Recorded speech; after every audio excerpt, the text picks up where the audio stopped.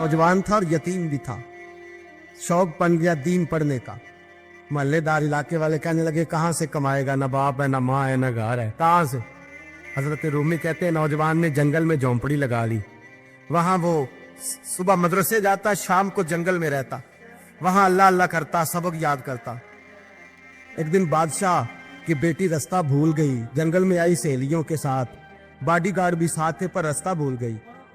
खोती खोती शाम हो गई, ऐसी खोई कि जब रात गहरी हो गई तो आके उस नौजवान के पास रुकी और चिल्लाने लगी।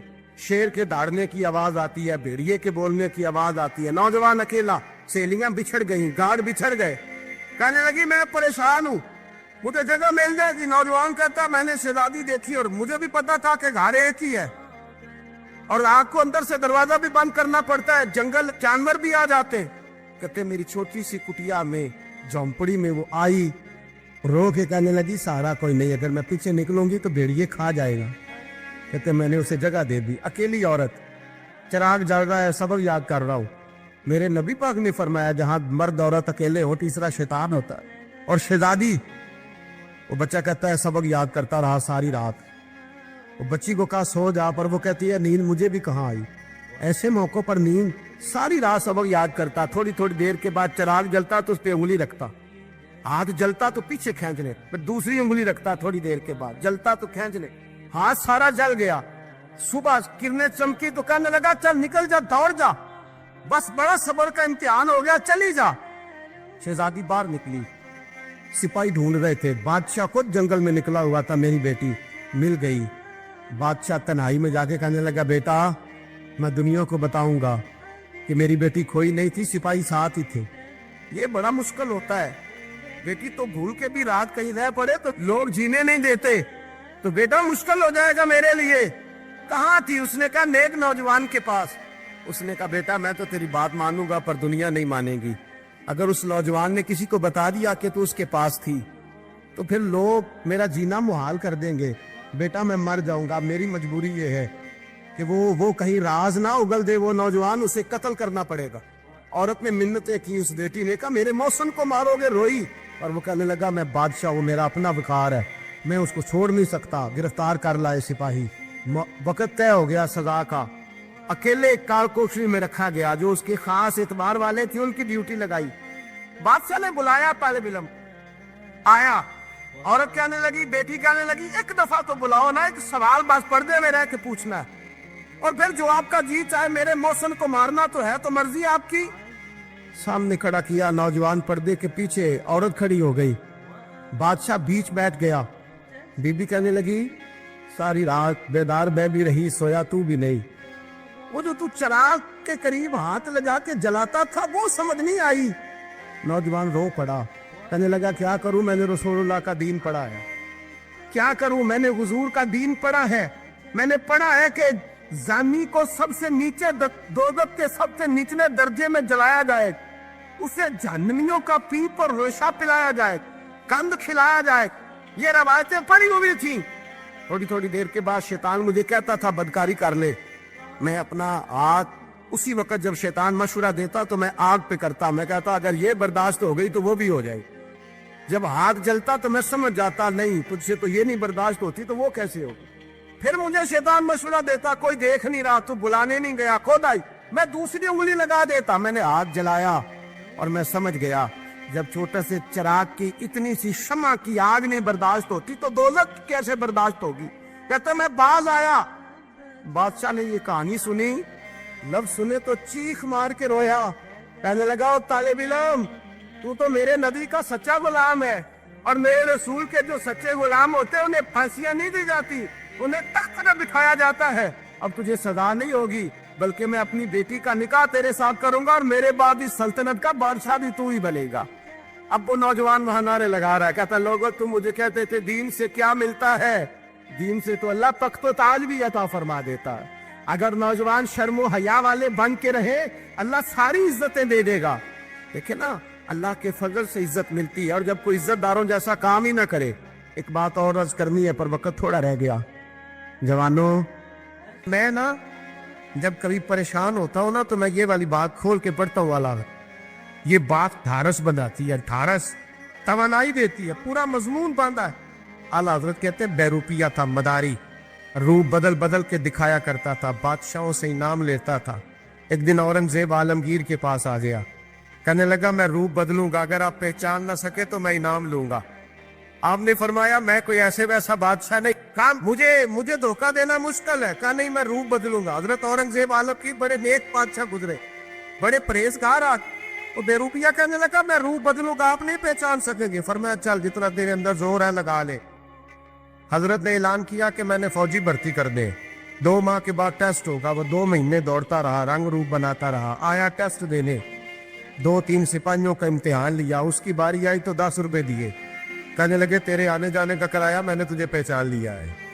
कुछ दिनों के बाद जाने लगे सफर पर, तो भिखारी आ गए खैरात मांगने, उसने भी सारे मुंह पर स्याही मार ली, कपड़े फाड़ लिए, सर के बाल मुड़ा लिए, भगे तक कटा ली, बदरंग होके आया। कासा आगे किया तो हजरत ने 10 रुपए डाले, कहने लगे तेरे आने जाने का किराया मैंने पहचान लिया है। कुछ दिन गुजरे तो टीचर की जरूरत थी, उसने मुंह से बड़ी कर ली, दाढ़ी नकली लगा ली, सर पे जिना कैप पहन ली, एक शेरवानी ले ली और हाथ में छड़ी पकड़ के आया। कहने लगा मैं उस्ताद हूँ, 2-4 बंदों का इम्तिहान लिया, उसकी बारी आई तो 5 रुपए दिए, 10 रुपए दिए, का तेरा किराया मैंने पहचान लिया। 2 साल गुजर गए, वो जब भी आता हजरत पहचान लेते। एक दिन सफर पे जा रहे थे, बहुत बड़ा लश्कर था, जिहाद करने जा रहे थे औरंगजेब आलमगीर, तो देखा एक पहाड़ी है, पहाड़ी पे लोग जा भी रहे हैं आ भी रहे। औरंगजेब आलमगीर पूछने लगे यहाँ क्या है? कहने लगे बाबा जी बैठे हैं दुआ करते हैं, अल्लाह के नेक बंदे हैं। औरंगजेब कहने लगे यार पुराने लोग सारे ही अल्लाह वालों को मानते, ये भी मुसीबत आई है जितनी नहीं आई है, सारे लोग ही मानते। कहने लगे जरा मैं दुआ ना करा लूं, बच्चे काम जा रहा हूँ। औरंगजेब बादशाह थे, बादशाह लोग नाजुक मिजाज होते हैं, घोड़े से उतरे, बड़ी मुश्किल से पहाड़ी पे चढ़े, ऊपर गए तो लाइन लगी है, बाबा जी खार में बैठे। कहने लगे मैंने मिलना, मैं औरंगजेब हूँ। उन्होंने कहा हमारा बाबा उस तरह का पीर नहीं कि अमीर आए तो रंग और हो, गरीब आए तो और हो, यहाँ अगर मिलना है तो लाइन में लग जाओ, सब एक जैसे। अब लाइन में खड़े हो गए, 50 आदमी आगे थे, कहते हैं 51वां नंबर था। थक गया धूप में खड़ा खड़ा, जब मैं पहुंचा गार के दाने तो मैंने बाबा जी के चेहरे पे नजर डाली तो बड़ा नूरानी चेहरा, बड़ी खूबसूरत लबो लहजा। मैंने कहा मेरे जैसा आदमी भी पगड़ी बांध ले तो अच्छा लगने लग जाता है, बड़ा खूबसूरत अंदाज। कहते हैं मैं उनके पास अत्ताहियात की हालत में बैठ गया। मैंने कहा हुजूर मैं जा रहा हूँ जिहाद करने, दुआ करना। बुजुर्गों ने हाथ उठाए, अल्लाह इसकी मदद फरमा, दीन को गलबा अता फरमा, इससे दीन का सच्चा पक्का सिपाही बना। फिर थपकी दी, 2-4 नसीहतें निकाल डाली, देखना जुल्म न करना, ज्यादती न करना, जब तू जीत खर न करना, गुरूर न करना, नसीहतें भी कर दी। कहते अब जब मैं उठा तो 2-4 दिनार बतौरे नजराना मुसल्ले के नीचे रखे, और उल्टे कदम जब मैं गार से उतरा उन्होंने रुमाल झाड़ा और उठ के खड़े हो गए। कहने लगे आज नहीं तूने पहचाना, आज नहीं तूने पहचाना, मेरा इनाम बनता है, आज नहीं पहचाना, ला पैसे। औरंगजेब कहने लगा यार तूने हद कर दी, कहाँ चढ़ा कहाँ खड़ा रहा, धूप में थक गया, कमाल कर दी भाई तूने। पता तू क्या लेगा, अब तू जल्दी बता, कितने लोग पीछे धूप में खड़े हैं, लश्कर सारा खड़ा है, क्या लेगा? उसने कहा सबसे कीमती हीरे वो है जो तेरे सर के ताज में लगे हुए, मुझे तेरा ताज चाहिए। और भाइयों सुनना और याद रखना, मेरे आला हजरत कहते हैं बादशाह ने सर के ऊपर से ताज उतारा, बहरूपिये के कदमों में रखा और कहने लगे ये ले, और ये तो तेरा मांगने पर मैंने दिया है ना, मैं वापस आता हूं तो आना, मैं अपनी मर्जी से भी तुझे दूंगा। तूने औरंगजेब जैसे बंदे को धोखा दिया, आना मैं उस वक्त भी दूंगा। वो देकर बस बात खत्म हो गई, हद हो गई। देकर कहते हैं जब मैं पलटा ना वापिस, बहरूपिये ने आवाज दी बादशाह ठहर जा। तो मैंने पलट के देखा तो कहने लगे ये अपना ताज ले जा, उठा और ले जा। मैंने कहा 2 साल बीत गए तुझे मेहनत करते, आज काबू आया तो ले जाओ। कहने लगा ले जा, मसला समझ में आ गया। मैंने कहा मुझे भी तो समझाना। कहते वो फूट फूट के रोया, उसकी आंखें बरस पड़ी, सैलाब की तरह आंसू बह निकले, तड़पा और रो के कहने लगा बादशाह मैंने झूठ मूठ रसूलुल्लाह की गुलामी इख्तियार की थी, झूठ मूठ की दाढ़ी, झूठ मूठ की पगड़ी, झूठ मूठ का फकर, मैंने झूठ मूठ नबी पाक का लिबास पहना है, तो तेरे जैसे बादशाहों के ताज मेरे कदमों में आ गए हैं। अगर मैं सचमुच रसूलुल्लाह का गुलाम बनूंगा तो अल्लाह क्या कुछ अता फरमाए, अल्लाह कितनी नेमतों से नवाजे। मेरे आला क्या फरमाते हैं, आला हज़रत फरमाते हैं फरिश्ते भी करते हैं ताज़ीम मेरी। कौन जी? अल्लाह। ऐसा अकीदा भी कम मिलेगा जो बरेली के इमाम का अकीदा है, ऐसा भी कम। कहते हैं फरिश्ते भी करते हैं ताज़ीम मेरी। क्यों? फरमाने लगे फिदा होके उन पर ये इज्जत मिली। बगदाद के एक दरवेश आलिम थे, तो वो जब भी नमाज पढ़ाते ना तो किसी ताजर की 2 बीवियों के बारे में दुआ मांगते। तो जो है मेरी बात पर, नमाज पढ़ाते तो कहते अल्लाह उस ताजर की 2 बीवियों को अपनी खास रहमतें अता फरमा। एक दिन लोग उनके गिर्द इकट्ठे हो गए, कहने लगे बाबा जी बताएं तो सही वो बीवियां कौन थी जिनके लिए आप दुआ मांगते। तो फरमाने लगे मेरे शहर का एक ताजर था, बहुत बड़ा ताजर था, मालदार था पर बे औलाद था। उसे बगदाद से मुल्क शाम जाना पड़ता था तिजारत करने, और कई कई महीने उसे शाम के मुल्क में रहना पड़ता था। उसने इस तरह किया कि वहां भी एक शादी कर ली। तो जो है ना मेरी बात पर, क्या कर लिया उसने? दूसरी शादी करना मर्द के लिए जायज है, तीसरी करना भी, चौथी करना भी भैया के वक्त, मगर अगर इंसाफ कर सके तो। अगर चारों में हम ना आधा मसला सुनते हैं और आधा ही बयान करते हैं, अगर इंसाफ ना कर सके फिर उसके लिए 4 जायज, फिर वो एक ही रखेगा। तो अजीज दोस्त, दूसरा निकाह कर लिया, शादी हो गई। अब वो वहां कुछ ज्यादा वक्त गुजारने लगा, मालदार आदमी था, बीवी को मकान भी लेके दे दिया।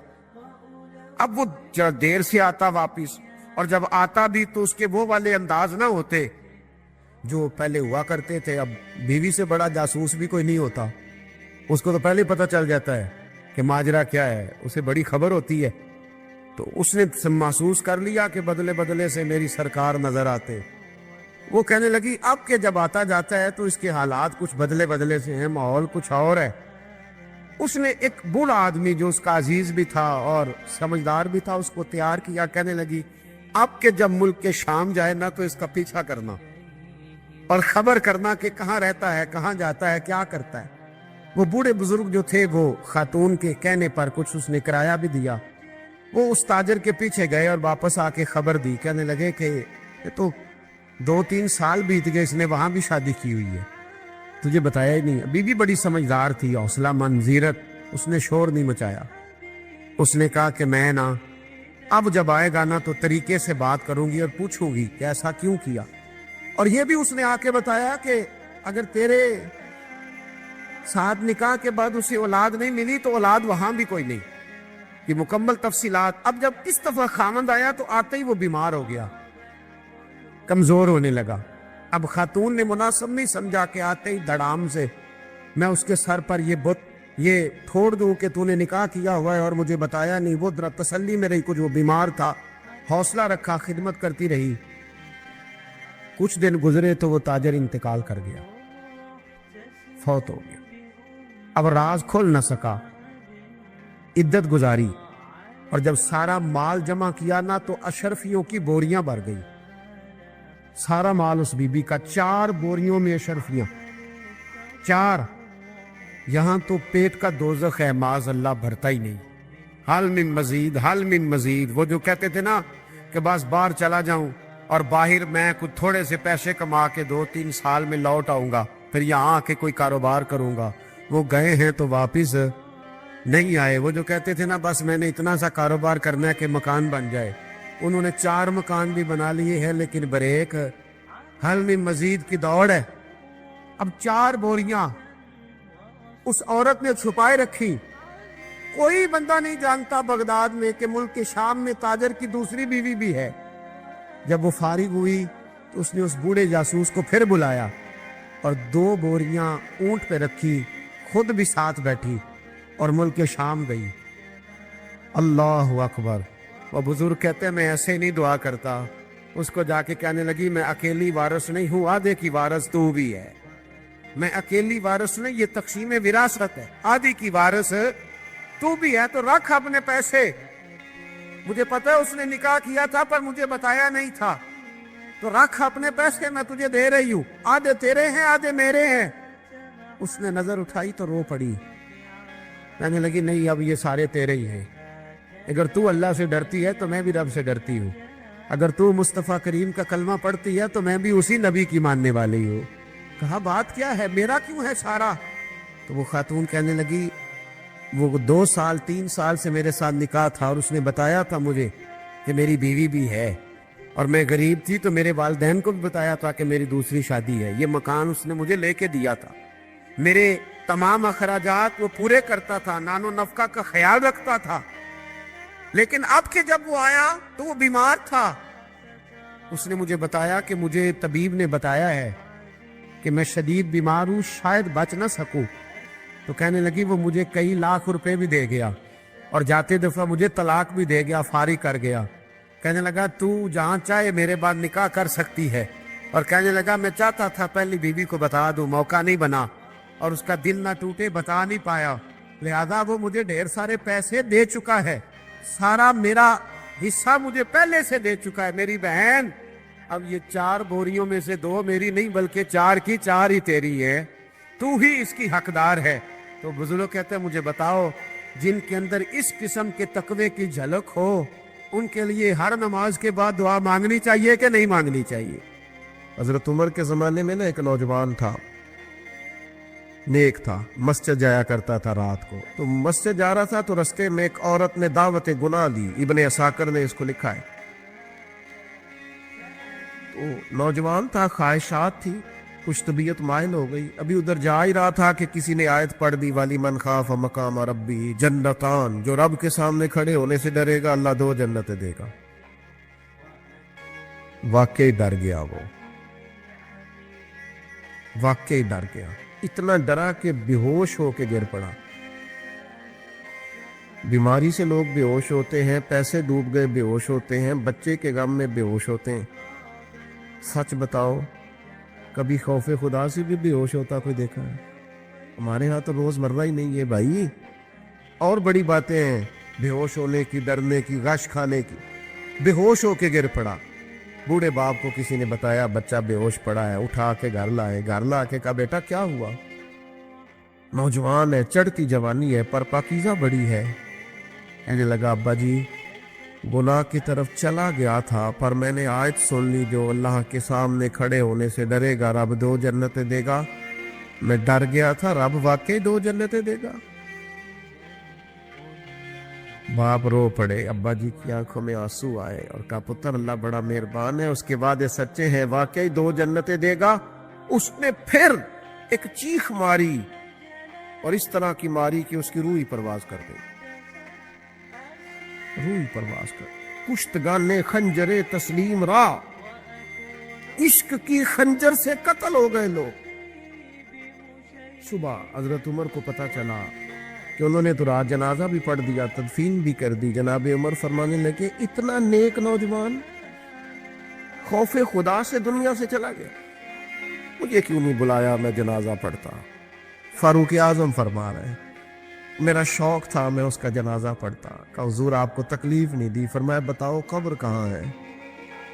कि कामिल पीर उना दे बाहू कब्र जिना दी जीवे। हजरत फारूक आजम कब्र पे तशरीफ ले गए और खड़े होके फरमाने लगे नौजवान मुझे उम्मीद है मेरे रब ने तुझे 2 जन्नतें दी होंगी।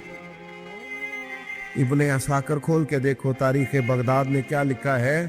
हजरत सैयदना फारूक ने फरमाया उम्मीद है 2 जन्नतें दी होंगी। कब्र के अंदर से बोला कामिल पीरो ना दे बाहू कब्र जिना दी जीवे। कब्र के अंदर से बोला, कहने लगा हुजूर उम्मीद वाली बात नहीं, रब के वादे सच्चे हैं, उसने वाकई मुझे 2 जन्नतें अता फरमाई, 2 जन्नतें दी है, मैंने अपने मालिक को राजी पाया। हमारे सूफिया तसव्वुफ में एक जुमला बोलते हैं कि तेरा तो फक्र फक्र बूज़र है, यानी जिनको सही दरवेश कहते हैं ना, सही दरवेश। मौला अली शेर खुदा रज़ी अल्लाह ताला अन्हु फरमाया करते 2 ही तो बंदे जो रब के रस्ते में किसी शय की परवाह नहीं करते। हुजूर कौन से? फरमाया कबूजर गिफारी है और दूसरे अलीउल मुर्तज़ा है। मौला अली फरमाया करते ये ना मुसलमानों में से चौथे या 5वें मुसलमान हैं। शुरू से एक सलीम तबा आदमी, कुछ लोग तबन बड़े नफीस होते हैं, तबन अल्लाह की तरफ से शुरू से ان کا جو قبیلہ تھا بنو غفار وہ رہزنی کرتا تھا، لوگوں کو لوٹ لیتا تھا. شروع میں یہ کام کیا، لیکن جب کچھ لوگوں کی چیخیں کانوں میں گئیں تو چھوڑ دیا. فرمایا نہیں یار، طبیعت نہیں مانتی. اور نبی پاک کا کلمہ پڑھنے سے پہلے ہی بتوں کی پوجا چھوڑ کے رب کی عبادت شروع کر دی. لوگ پوچھا کرتے تھے آپ عبادت تو کرتے تھے پر منہ کدھر کرتے تھے؟ فرماتے تھے جدھر وہ کرا لیتا تھا کر لیتے تھے. کسی نے انہیں بتایا کہ مکے میں ایک شخص ہیں جنہوں نے اعلان نبوت کیا ہے، آپ کی طرح کی باتیں کرتے ہیں. انہوں نے اپنے بھائی کو بھیجا، ان کا نام انیس تھا. پتہ کر کے واپس آئے، بھائی کہنے لگے ابو ذر، ان کا نام جندب ہے، اصل میں ذر ان کے بیٹے کا نام ہے اور کنیت سے زیادہ معروف ہیں، ابو ذر غفاری کہلاتے ہیں. فرماتے ہیں کہ بھائی نے آ کے بتایا کہ وہ نیکی کا حکم دیتے ہیں، برے کاموں سے منع کرتے ہیں، صلہ رحمی کا پیغام دیتے ہیں، لیکن لوگ سارے مخالف ہیں. یہ چیز بھی بڑی کاؤنٹ ہوتی ہے، اسے نہ کاؤنٹ کیا کریں. لوگوں کی ترجیحات بدلتی ہیں، صبح کچھ، دوپہر کچھ، شام کچھ، اسے نہ کاؤنٹ کریں. انہوں نے اس بات کو کاؤنٹ کر کے بتایا کہ لوگ ان کے جو ہے نا وہ مخالف ہیں سارے. تو حضرت ابو ذر غفاری کہنے لگے مجھے تسلی نہیں ہوئی، میں خود جا کے پتہ کروں گا. کہتے ہیں مکہ شریف آیا تو کسی ایسے آدمی سے پوچھ بیٹھا، میں تو کچھ اور سمجھا تھا، وہ کچھ اور نکلا. مکے والوں نے بڑا مارا. مکے پہنچ کے پہلی جو چیز ملی وہ مار کھانے کی تھی. اب میں ڈرتے کسی سے پوچھتا ہی نہ، بھوک بھی بڑی تھی، رہنے کو جگہ نہیں تھی، حرم شریف میں لیٹا رہتا تھا. میرے نصیب دیکھو، مجھے ایک شخص نے نہ آ کے ہلایا. کہنے لگے اگر مناسب سمجھے تو میں آپ کو دیکھ رہا ہوں کافی دیر سے، آپ کوئی پردیسی ہیں، آپ کا اپنا مہمان نہ بنا لوں. تو میں نے کہا آپ کا کیا نام ہے؟ کہنے لگے میرا نام ہے علی ابن ابی طالب. کہتے ہیں مولا کائنات گھر لے گئے، کھانا بھی کھلایا، جگہ بھی دی، سونے کو خدمت بھی کی، لیکن چونکہ میں تو پہلے ایک سے پوچھ کے مار کھا بیٹھا تھا، میں نے پوچھا نہیں میں کدھر آیا ہوں. رات رہے، اگلی رات بھی رہے، لیکن میں نے بتایا نہیں میں کس کام آیا ہوں. حضرت ابو ذر غفاری رضی اللہ تعالیٰ عنہ کہتے ہیں خود ہی مولا علی نے پوچھا بتا سکتے ہو کیسے آئے ہو؟ میں نے کہا راز رکھ لو گے. فرمایا بڑا کشادہ سینہ دیا رب نے مجھے. تو بات تو کہنے لگے یار میں تو محمد مصطفیٰ کی زیارت کرنے آیا صلی اللہ تعالی علیہ وسلم. یہ بے نیاز لوگوں میں سے ہیں حضرت سیدنا ابو ذر غفاری. میں حضور کی زیارت کے لیے ہوں. حضرت علی کہنے لگے سویرے لے چلوں گا. انسان بزدل نہیں ہوتا، ہر انسان بزدل نہیں ہوتا، اور بلا وجہ ٹکراؤ کی پالیسی بنا لینا یہ بھی سیانے لوگوں کا کام نہیں. حکمت کے تقاضوں کے مطابق چلنا یہ بھی دلیر لوگوں کا کام ہوتا ہے. حضرت مولا علی کہنے لگے صبح لے کے چلوں گا پر حالات ٹھیک نہیں. شرارتی لوگ ہر جگہ ہوتے ہیں، اگر کوئی شرارتیوں کا ٹولہ ملا نا جو کھڑا ہوگا جاسوسی کرنے کے لیے کہ حضور کی طرف کون کون جا رہا ہے، تو میں نیچے جھکوں گا جوتے کا تسمہ ٹھیک کرنے کے لیے. لیکن آپ نے نہیں کھڑے ہونا، آپ نے چلتے رہنا ہے تاکہ کسی کو شک نہ ہو. کہتے اس ترتیب سے حضرت علی مجھے لے کے گئے. میں حضور کی بارگاہ میں پہنچا. مولا علی کہتے ہیں بڑے بڑے لوگ سوال کرتے تھے پر یہ شروع سے سلیم الطبع تھے. مجھے کہہ لینے دینا، انہوں نے ماننا ہوتا ہے وہ لمبے سوال کرتے ہی نہیں. مان جو لیا تو لمبے سوالوں کی ضرورت ہی کوئی نہیں. کہتے ہیں لوگ بڑے بڑے سوال کرتے تھے پر ابو ذر نے 2-3 باتیں پوچھی اور آگے جا کے کہنے لگے حضور ہاتھ بڑھائیں مجھے کلمہ پڑھائیں. نبی پاک صلی اللہ علیہ وسلم نے کلمہ پڑھایا. فرمایا باہر جا کے نا ابھی ذکر کرنا کہ تم مسلمان ہو گیا، یہ ماریں گے. عرض کی حضور انہیں مارنے دے، میں آیا بھی مار کھانے ہے، انہیں مارنے دے دا. پڑا فلک کو کبھی دل جلوں سے کام نہیں. دار دلوی نے کہا تھا پڑا فلک کو کبھی دل جلوں سے کام نہیں، اور جلا کے راکھ نہ کر دوں تو داغ نام نہیں. ماری تو کھانے آئے ہیں، مارنے دے، کرنے دے، اور جتنا لگانا ہے لگانے دے. باہر جا کے اعلان کیا. مکے والوں نے مارا، اتنا مارا کہ بے ہوش ہو گئے. پھر کسی نے بتایا کہ تم نے گزرنا بھی ہے ان کے علاقے سے، بنو غفار سے، پھر ان کا پتہ بھی ہے یہ لوگ بڑے سخت ہیں. پھر چھوڑا. تپن بڑے جلالی تھے، زاہد مزاج تھے. فرماتے تھے کہ جو تمہاری ضرورت سے زیادہ ہے وہ سارا صدقہ کرو. کنز کے معاملے میں ان کا رویہ یہ تھا. صرف حضرت صدیق اکبر کو کچھ نہیں کہا انہوں نے، باقی حضرت عمر جیسے آدمی کو بھی کھڑا کر کے کہہ لیتے تھے یہ مال کیوں رکھا ہوا ہے خزانے میں، بانٹتے کیوں نہیں سارا. اور جناب عثمان غنی رضی اللہ تعالیٰ عنہ کے ساتھ تو باقاعدہ کئی دفعہ اس موضوع پر گفتگو کی. وہ کہتے تھے کہ جب اللہ کہتے ہیں قرآن میں کہ مال دولت جمع نہیں کرنی، تو وہ جو لوگ تھے وہ بھی بڑی شانوں والے تھے. وہ کہتے تھے کہ اللہ نے جب زکوٰۃ فرض کی تو مال جمع ہوتا ہے تو زکوٰۃ فرض ہوتی ہے نا. جب فطرانے کا کہا تو مال ہوتا ہے تو فطرانہ آتا ہے نا. تو آپ جو کہہ رہے ہیں وہ ٹھیک ہے, پر آپ اعلیٰ بات کر رہے ہیں تقوی کی, سارا بانٹو. تو حضرت ابو ذر غفاری کہتے تھے چلو ٹھیک ہے تمہاری بھی بات مان لیتا ہوں, پر یہ بتاؤ مدینے والے کا اپنا طریقہ کیا ہے؟ کہ بھئی حضور کا طریقہ تو وہی ہے جو آپ بتا رہے ہیں. تو فرمانے لگے پھر اس رستے نہ چلیں جو رستہ مدینے والے رسول کا ہے. اور حضور سے, نبی پاک سے عشق کرتے بڑا کھل کے. یہ صحابہ صفہ میں سے تھے. کلمے پڑھنے کے بعد چونکہ طبیعت جلالی تھی تو حضور نے بھیج دیا, فرمایا واپس جاؤ اپنے قبیلے میں تبلیغ کرو. واپس گئے, بھائی کو مسلمان کیا, والدہ کو مسلمان کیا, قبیلہ سارا مسلمان کیا, وہیں رہے. ہجرت مدینہ کے بعد آئے تبوک کے موقع کے قریب, اور حضور نے صحابہ صفہ میں رکھ لیا. نوکری کرتے مدینے والے رسول, دلیر آدمی تھے, بڑا قبیلہ تھا, پر ڈیوٹی کرتے, ڈیوٹی خدمت کرتے. ایک بیٹا تھا زار اس کا نام تھا, اس کی ڈیوٹی لگائی تم نے میرے نبی پاک کے اونٹ چرانے. ڈاکو آئے تو صاحبزادہ اونٹوں کی, اونٹنیوں کی حفاظت کرتے شہید ہو گیا. اور یہ انوکھا بندہ ہے جس نے شرط لگائی تھی کہ میں نے کالی سیاہ رنگ کی عورت سے شادی کرنی. انوکھا بندہ ہے. ایک بیٹی تھی, ایک بیٹا, بیٹا شہید ہو گیا. بیوی سے کہا تم نے نبی پاک کے گھر میں خدمت کرنی ہے, حضور کے گھر والوں, اور میں نبی پاک کی نوکری کروں گا. حضور کی خدمت کرتے, ہر وقت خدمت میں رہتے. اور حضور جب آتے نا, صحابہ صفہ میں یہ شامل تھے جو لوگ دین سیکھتے, حضور جب آتے تو سب سے پہلے آ کے حضرت ابو ذر غفاری کا پوچھتے, بلائیں, اور جب بات کرتے حضور تو بار بار ان کو مخاطب کر کے بات کرتے. حضرت ابو ذر غفاری رضی اللہ تعالیٰ عنہ کا نبی پاک سے اتنا پیار کہ ہماری بھی مشکل حل کر دی. ابو داؤد شریف میں موجود ہے. ایک دن کہنے لگا یا رسول اللہ صلی اللہ علیہ وسلم, اگر کوئی بندہ کسی سے پیار بڑا ہی کرے پر اس جیسے عمل نہ کر سکے, کوشش کرے کرنا. لوگ ہمیں کہتے ہیں نا کہ پیار بڑا, عمل بھی تو کرو نا. بھی کرنا چاہیے, پر انسان ہے نا, غلطی بھی تو ہو ہی جاتی ہے. اب ہم عمل نہیں کر سکتے تو تم ہمیں پیار بھی نہیں کرنے دو گے. مہربانی کرو, پیار تو کرنے دو نا. حضرت ابو ذر غفاری نے کہا, ابو داؤد شریف میں موجود ہے, یا رسول اللہ صلی اللہ تعالیٰ علیہ وآلہ وسلم, حضور پیار بڑا کرے پر ان جیسے عمل نہ کرے تو حکم کیا ہے؟ تو حضور نے فرمایا پیار سچا کرے, اللہ قیامت کے دن جس سے محبت کرے گا نا اس کے ساتھ ہی دونوں کو اکٹھا فرما دے گا. تو حضرت ابو ذر نے فوراً کہا, حضور پھر مجھے آپ سے بھی بڑا پیار ہے, رب سے بھی بڑا پیار ہے. فرمایا فکر نہ کرنا, جنت میں اکٹھے ہی جائیں گے. اتنی محبت رسول پاک کی ذات کے ساتھ. حضور کی نوکری کرنا, ایک دن خدمت کرتے کرتے سو گئے. حضور مسجد میں آئے پتہ کرنے کہ ابو ذر آرام کر رہا ہے. یہ بھی مزہ ہوتا ہے, خیال رکھنا اپنے درویشوں کا, کیا کھایا کیا پیا, کہاں سوئے. حضور رات کو آئے, یہ سوئے ہوئے. فرماتے ہیں حضور نے میرا انگوٹھا ہلایا, میں اٹھ کے بیٹھ گیا, حضور بھی میرے پاس بیٹھ گئے. اور میں ابو ذر بڑا پیار کرتے ہو, سونے آپ کو پتہ ہی ہے. کہ یار تو بڑی نوکری کرتا ہے, ایک دن وہ بھی آئے گا جس دن تجھے میری مسجد اور میرے شہر سے جانا پڑے گا, پھر کیا کرو گے؟ تو عرض کی حضور کسی کی طاقت ہے مجھے آپ کے شہر سے نکالے, میں تلوار نکال لوں گا.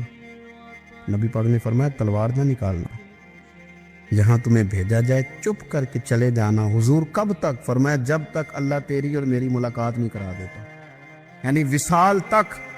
یہ واحد شخص ہے کہ حضور کے وصال ظاہری کا وقت آ گیا تو فرمایا کوئی میرے ابو ذر کو بلاؤ. جب یہ آئے تو حضور لیٹے ہوئے تھے, یہ جھکے نبی پاک کی طرف, حضور میں حاضر ہو تو حضور نے پکڑ کے سینے کے ساتھ لگا لی. میرے رسول پاک صلی اللہ علیہ وسلم کی خدمت میں ایک دفعہ عرض کرنے لگے, حضور مجھے صوبے کا گورنر بنا دے. تو نبی پاک نے فرمایا ابو ذر میں عہدے پسند نہیں کرتا, تو تمہیں بھی میں کہتا ہوں عہدہ نہ لینا, تمہیں بھی کہتا ہوں عہدہ نہ لینا. فرمایا ابو ذر میں جو چیز اپنے لیے پسند کروں گا تمہیں بھی اسی کا مشورہ دوں گا. تم بندے اچھے ہو پر یہ کام تمہارے بس کا نہیں ہے.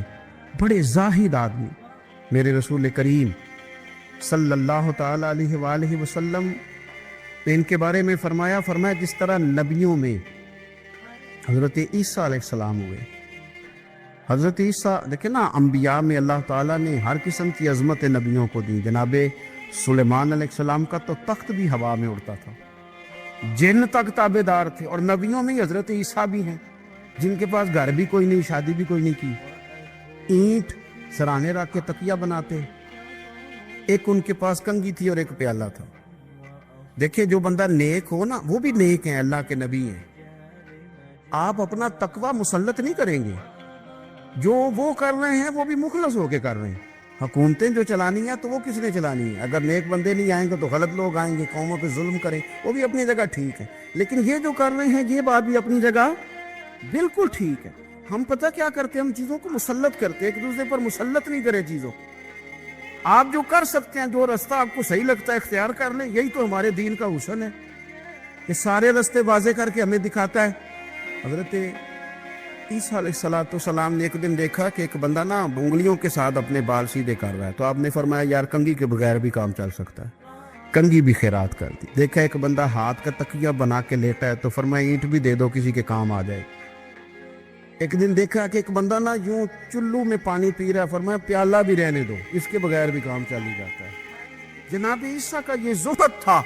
मेरे नबी पाक अलैहिस्सलाम ने फरमाया जिसने जनाब ईसा का ज़ुहद देखना हो वो मेरे अबू ज़र गिफारी को देखे, इनको देखे। ये दुनिया में जनाब ईसा के ज़ुहद के मुताबिक चलते फिरते हैं। सारी जिंदगी दौलत को, माल को पसंद नहीं किया। जहाँ रहते थे, एक गवर्नर साहब ने 300 दिनार तोहफे में भेजे। तो एक होता है ना, बंदा कहता नहीं नहीं ज़रूरत नहीं। और हुजूर सैयद आलम सल्लल्लाहु अलैहि वसल्लम ने हज़रत उमर से फरमाया था जो खुद बखुद आ जाए वो कबूल कर लो अल्लाह की तरफ से। लेकिन इनका रंग फकीरी वाला था और थोड़ा अनोखा था। 300 दिनार आए तो फरमाने लगे उसे जाके कहो तुम्हें कोई और बंदा नहीं मिला धोखा देने के लिए, मेरे घर ही माल भेज दिया है। फरमाने लगे मेरे पास गधा है सवारी करने के लिए, मेरे पास बकरियां हैं दूध पीने के लिए, मेरे पास एक चादर इजाफी है सामान में से। मैं तो डरता हूं कि रब कहीं उस चादर के बारे में सवाल ना पूछ ले, और तुम हो कि मेरे पास ये लेके आए हो।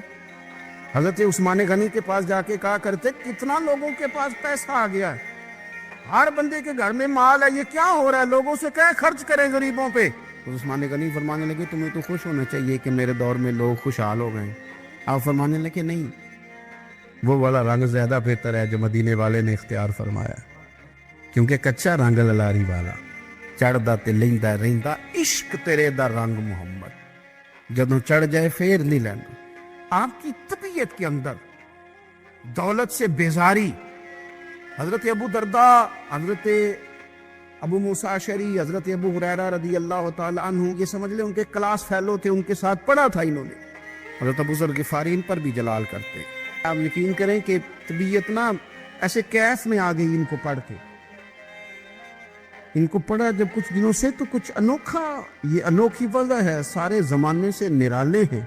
ये बंदे कौन सी बस्ती के यार अब रहने वाले हैं, ये किस तरह के लोग हैं, क्या सोच है। हजरत अबू दरदा रदी अल्लाह ताला अन्हु के घर के करीब से गुजरे तो हजरत अबू दरदा मकान बना रहे थे। क्या जुमला कहा, तड़प गई रूह। फरमाने लगे अबू दरदा तुझसे मुझे ये उम्मीद नहीं थी यार। फरमाया क्या हुआ? फरमाने लगे अब तेरा मकान बनाने के लिए भी अल्लाह के बंदों की पुश्तों पर ईंटें रखी जाएंगी। तेरा मकान बनाने के लिए रब के बंदों की पुश्तों पर ईंटें तेरे लिए। तो अबू दरदा ने गर्दन झुका ली। फरमाया यार जहां तू है ना तो बिल्कुल ही ठीक कहता। क्यों? मेरे नबी पाक सल्लल्लाहु अलैहि वसल्लम ने फरमाया इस जमीन के ऊपर और आसमान के नीचे अबू ज़र गिफारी से सच्चा बंदा कोई नहीं, इनसे ज्यादा सच्चा कोई नहीं। फरमाया तू ठीक कहता है यार, सही कहता। हजरत अबू मूसा अशरी रदी अल्लाह ताला अन्हु को गवर्नर बना दिया गया इराक का। अब हजरत अबू मूसा अशरी सहाबा में एक बड़े जलील कद्र सहाबी है और उनकी अजमतें, रिफतें, बुलंदियां क्या कहना, बड़ी गहरी दोस्ती थी। लेकिन जब वो गवर्नर बन गए ना तो आपने फरमाया बस भाई अब तूने ओहदा ले लिया, ये बंदे को ठीक नहीं रहने देती थी, अब तू ओहदे में चला गया। बड़ी मुद्दत के बाद मुलाकात हुई हजरत अबू मूसा अशरी के साथ। वो दौड़ के आए हजरत अबू ज़र गिफारी के गले मिलने, मेरा भाई मेरा भाई। फरमाया पीछे हट जा, मैं नहीं तेरा भाई, तू गवर्नर है, मैं गरीब आदमी हूँ, अपना काम कर। फिर दौड़ के आए। फरमाया अबू ज़र तो मेरा भाई है यार, इकट्ठे पढ़ते थे हुजूर। फरमाया नहीं जा तू नहीं मेरा। फिर आए, जानते थे ना ये सच्चा बंदा है, ये सच्चा बंदा है, ये तकरीरों वाला नहीं, सिर्फ वाजों वाला नहीं, इसके अंदर भी बड़ी सच्चाई है। करीब आए, आके कहा यार तू मेरा भाई है, मेरे सीने लाग। फरमाने लगे तो तीसरी बार आया है, मोमिन है, मैं मुंह नहीं मोड़ सकता, पर पहले मुझे बता गवर्नर बनने के बाद तूने मकान कितने बनाए, बाग कितने लगाए, चक्कियां कितनी लगाई, कितने तूने चीजें बनाई हैं, पहले बता। तो अबू मूसा अशरी ने उनका हाथ पकड़ा, रोने लगे, कहने लगे जिस महबूब से तूने तरबियत ली है मैं भी उन्हीं का नौकर हूँ, जिन कपड़ों में मैं इराक गया था मेरे हाथ भी वही है। यार क्या बात करता है तू, मेरे वही है। मुझे बता अगर ये ओहदे खिदमत के हम नहीं लेंगे तो फिर क्या जालिमों को देंगे, गैरों को देंगे? ना कर, कुछ नहीं बनाया। हज़रत सैयदना अबू मूसा अशरी रदी अल्लाह ताला अन्हु रोए, और जब कहा ना कोई शय नहीं मेरे पास, तो फरमाया अच्छा चल आ जा, फिर सीने लग जा, तू वाकई मेरा भाई है। फिर हजरत अबू ज़र गिफारी ने मोहब्बत फरमाई, वो दरवेशी, वो फकीरी, वो सादगी, वो नौरानियत, वो दिल के साथ अंदर। हमारे तो बहुत सारे लोग हैं जो कहते हो कहाँ ले जाना है माल, क्या ज़रूरत है माल की, हर वक्त माल की मुखालफत करते, लेकिन दिल उनका कहता है कि आए सही, किसी तरीके से पहुंचे सही। हुजूर ने फरमाया बाज लोगों की जुबानें शहद से ज्यादा मीठी, दिल भेड़िए से ज्यादा खतरनाक। ऊपर से कह कुछ रहे हैं, अंदर हालात कुछ और हैं। की बात है कि एक रियासत में एक रहमदिल बादशाह हुआ करता था जो हुलिया बदलकर अपनी रियाया की हालात की खबरगिरी करता। एक दिन बादशाह अपने महल में उदास और परेशान बैठा हुआ था कि इतने में उसका वजीर उसके पास आया और उसने बादशाह को रंजीदा और खामोश पाया। बादशाह की यह हालत देखकर वजीर भी परेशान हुआ और वजीर ने उसे सलाम किया तो बादशाह ने कोई जवाब ही नहीं दिया क्योंकि वो अपनी सोचों में मगन था। वजीर ने दोबारा सलाम किया मगर बादशाह ने फिर भी सर उठाकर नहीं देखा। अब तो वजीर को बहुत तशवीश होने लगी।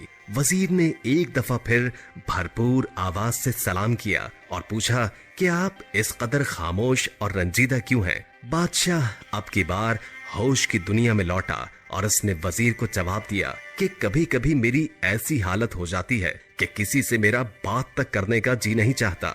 आज भी मेरी हालत कुछ ऐसी ही है। अब तुम आ गए हो तो कोई अच्छी बात ही कर दो ताकि मेरा दिल बहल जाए और मूड खुशगवार हो जाए। वजीर ने कहा कि बादशाह सलामत, आपकी याद दहानी के लिए ये अर्ज करता चलूं कि आपके शहर में आज गश्त का दिन है। इसी तरह आपका दिल भी बहल जाएगा और अगर मुनासिब समझें तो लिबास बदलकर शहर में चलें, वरना हम फिर किसी और रोज चलते हैं।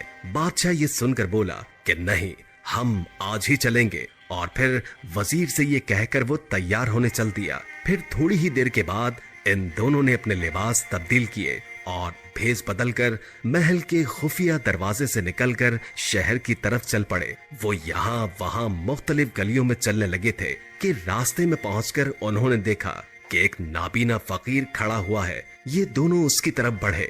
आहट सुनकर सदा लगाई तो बादशाह ने एक सिक्का निकालकर फकीर के हाथ में रख दिया और आगे बढ़ने लगे तो फकीर ने उसका दामन पकड़कर कहा कि जिस तरह तुमने मुझसे हमदर्दी करते हुए सिक्का दिया है, इसी तरह मेरे मुंह पर एक थप्पड़ भी लगा दो। बादशाह ये अजीब व गरीब ख्वाहिश सुनकर बड़ा हैरान हुआ और उसे एक नाबीना फकीर समझकर आगे बढ़ने लगे, लेकिन फकीर ने उनका दामन न छोड़ा और इस बात पर इसरार करने लगा कि मेरे मुंह पर एक चांटा जरूर मारकर चाहिए और अगर ये मंजूर नहीं तो अपना सिक्का वापस ले लीजिए, मुझे इसकी जरूरत नहीं है। ना चाहते हुए भी बादशाह ने उसके मुंह पर हल्के से चांटा रसीद कर दिया और फिर वो लोग आगे बढ़ गए। कुछ ही दूर जाने के बाद बादशाह के दिल में ख्याल आया कि नाबीना फकीर ने जो ये हरकत की है तो जरूर इसके पीछे कोई राज दफन है, वरना कौन इस तरह सिक्के के लिए अपने मुंह पर थप्पड़ लगवाता है। उसे जुस्तजू हुई कि वो जरूर ये राज पता करेगा। चुनाचे बादशाह ने अपने वजीर से कहा कि वो उस फकीर को जाकर बता दे कि उसको ये सोने का सिक्का बादशाह ने दिया है और उसका हुक्म है कि वो कल दोपहर को उसके दरबार में हाजिर हो। वजीर ने बादशाह के हुक्म की तामील की। फिर खैर ये दोनों आगे बढ़ गए और इसी तरह शहर की मुख्तलिफ गलियों और बाजारों में घूम फिर कर लोगों के हालात और मसाइल मालूम करने लगे। उन्होंने शहरियों से हुकूमती कारिंदों के हवाले से बातचीत भी की। फिर बादशाह और उसका वजीर काफी देर शहर में गुजारने के बाद खुफिया रास्ते से महल में वापस आ गए। अगले दिन दोपहर को वही नाबीना फकीर बादशाह के दरबार में हाजिर हुआ। बादशाह ने फकीर से पूछा कि तुम्हारा नाम क्या है और तुमने सवाल करने के बाद अपने मुंह पर चांटा क्यों लगवाया, ये कैसा माजरा है। अंधे फकीर ने सवाल सुनकर बड़े अदब से जवाब दिया कि जनाब आली, मैं आपके इसी शहर का रहने वाला हूँ। मेरे बाप ने मरते वक्त जो रुपया पैसा छोड़ा था वो मैंने फजूल खर्ची में बहुत जल्द उड़ा दिया और फिर तंगदस्त हो गया। फिर मेरी बीवी ने मेरी ये नामाकूली और फजूल खर्ची पे नजर रखकर उसने मुझे समझाया और मैंने उसके कहने पर 2 ऊंट खरीदे और तिजारत को अपना पेशा बना लिया। जल्द ही मेरे काम में बड़ी तरक्की हुई और रफ्ता रफ्ता मेरी माली हालत बेहतर से बेहतर होती चली गई और मैं खुशहाल हो गया। अब मेरे पास 80 ऊंट थे और मेरा काम बहुत अच्छा चल रहा था। एक दिन सौदागर का माल लेकर मैं बंदरगाह पर पहुंचाकर वापस शहर आ रहा था कि रास्ते में एक जगह पर कुछ देर आराम करने के लिए बैठ गया। ऊंटों को भी मैंने उनके चरने के लिए छोड़ दिया। कुछ ही देर गुजरी थी कि एक दरवेश मेरे पास आया और बैठ गया। सलाम दुआ के बाद हम आपस में बातें करने लगे, एक दूसरे से वाकफियत हुई। फिर हमने साथ ही खाना खाया। उसी दौरान दरवेश ने मुझसे कहा कि इस जगह के करीब जो पहाड़ी है उसमें इतना बड़ा खजाना छुपा हुआ है कि अगर तुम इसे अपने सारे ऊंटों पर भी लाद दो तो भी वो कम नहीं होगा। ये सुनकर मैं लालच के घेरे में आ गया और मैंने कहा कि ये खजाना मुझे भी दिखाइए। दरवेश ने कहा कि मैं इस शर्त पर तुम्हें ये खजाना दिखा सकता हूँ कि जब तुम अपने आधे ऊंट मुझे दे दो। मैंने दिल में सोचा कि अपने इन 80 ऊंटों में से 40 ऊंट इस दरवेश को दे दूंगा तो भी 40 ऊंट मेरे पास बचेंगे। खजाने से भरे ये 40 ऊंट भी मेरी कई पुश्तों के लिए काफी होंगे। इतना बड़ा खजाना 40 ऊंटों के बदले में मिल रहा है तो ये सौदा कुछ बुरा भी नहीं है। चुनांचे ये सोचकर मैंने दरवेश से कहा कि मुझे तुम्हारी ये शर्त मंजूर है। उस पर दरवेश ने मुझसे कहा कि मैं ऊंट लेकर इसके पीछे पीछे चलूं।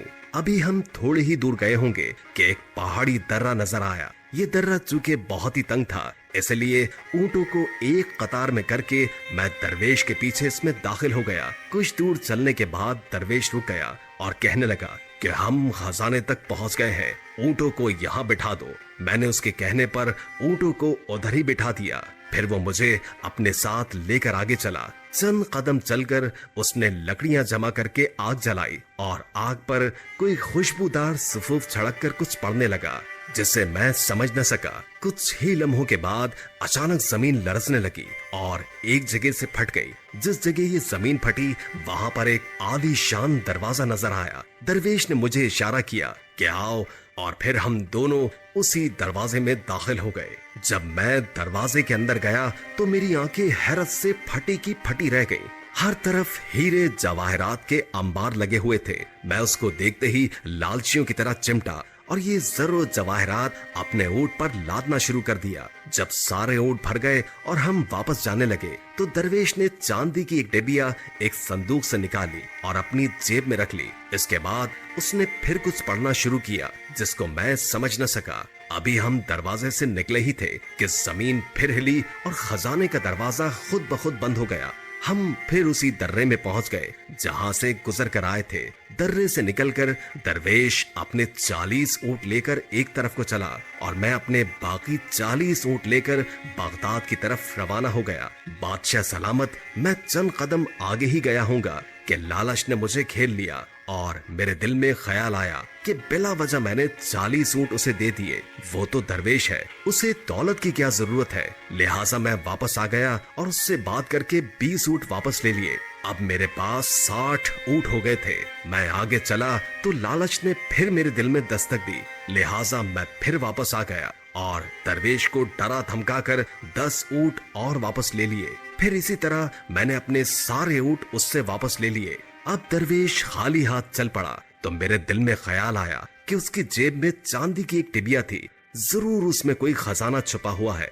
मैं फिर उसके पास गया और उसे डरा धमका कर वो चांदी की डिबिया लेने की कोशिश की। पहले तो उसने इनकार किया तो फिर मुझे यकीन हो गया कि जरूर इसमें कोई खजाना छुपा हुआ है। लिहाजा मैंने इससे वो डिबिया छीन ली। मैंने उसे खोला तो उसमें सुरमा पड़ा हुआ था। मैंने उस सुरमे का राज उससे पूछा तो उसने बताया कि दाएं आंख में सुरमा लगाने से जमीन के खजाने नजर आने लगते हैं। मैंने फौरन सुरमा अपनी दाएं आंख पे लगाया तो वाकई मुझे जमीन में छुपे खजाने नजर आने लगे। तो उसने मुझे बताया कि तुम इस सुरमे को बाएं आंख में मत लगाना वरना बहुत नुकसान उठाओगे। मैं लालच में अंधा हो रहा था, लिहाजा मैंने उसकी बात ना सुनी और सुरमा अपनी बाएं आंख में भी डाल दिया, जिसको लगाते ही मैं अंधा हो गया। मुझे कुछ नजर नहीं आ रहा था। मैं जोर जोर से चिल्लाने लगा कि मुझसे मेरा सब कुछ ले लो मगर मुझे मेरी बेनाई वापस कर दो। मगर अब मुझे मेरे लालच की सजा मिल चुकी थी। वो दरवेश मेरे सारे के सारे ऊंट और चांदी की डिबिया लेकर चलता बना और मैं वहीं ठोकरे खाने लगा।